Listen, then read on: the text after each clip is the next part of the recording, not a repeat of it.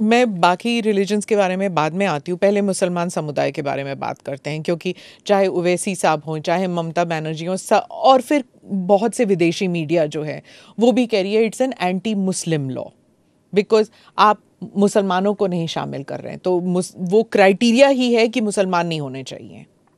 ऐसा नहीं है, आप इस लॉ को आइसोलेशन में नहीं दे सकते। इस देश का एक इतिहास है।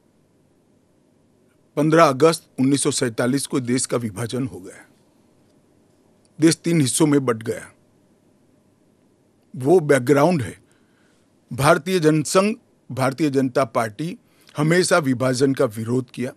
हम कभी सहमत नहीं थे। इस देश का विभाजन धर्म के आधार पर होना ही नहीं चाहिए था, मगर उस वक्त किया गया। जब धर्म के आधार पर आप विभाजन करते हो और वहां जो अल्पसंख्यक है उन लोगों पर ढेर सारे अत्याचार हो, धर्म परिवर्तन कराए जाए, इनकी महिलाओं को अपमानित किया जाए, वो माँ बहन बेटी के लिए वो शरण में आए भारत की, तो क्या उसको यहाँ नागरिकता का अधिकार नहीं है?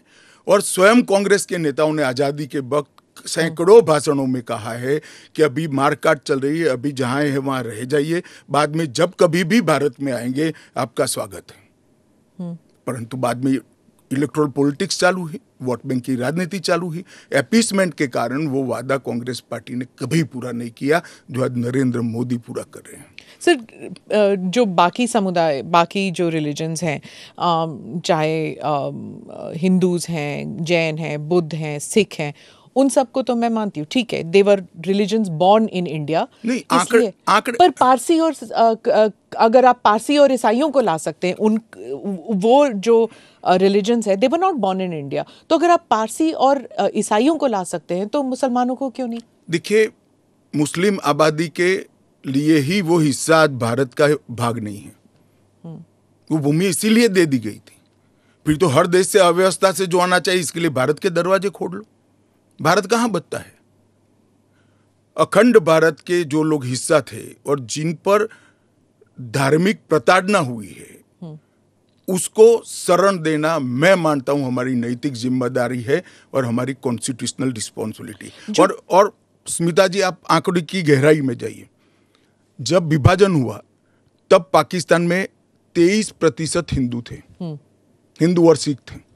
आज 3.7% बच गए। कहां गए सारे? इतने सारे तो यहां आए नहीं। धर्म परिवर्तन हुआ, अपमानित किया गया, दोयम दर्जे के नागरिक के नाते इनको रखा गया। कहां जाएंगे ये लोग? क्या देश इसका विचार नहीं करेगा? देश की पार्लियामेंट इसका विचार नहीं करेगी? देश की पॉलिटिकल पार्टियों ने इनका विचार नहीं करना चाहिए? इसमें अहमदी मैं है, बांग्लादेश भी है। मैं बांग्लादेश की बात करता हूं जी। 1951 में हिंदुओं का प्रतिशत 22% था। मैं 51 की बात कर रहा हूं। बांग्लादेश की 51 के आंकड़े ऊपर हमारे पास है। 2011 की जनगणना में वो 10% रह गए। कहां गए वो लोग?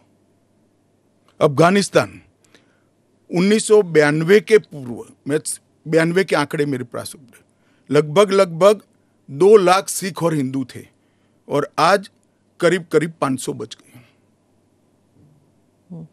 क्या इन लोगों को अपनी बिलीफ से जीने का अधिकार नहीं है?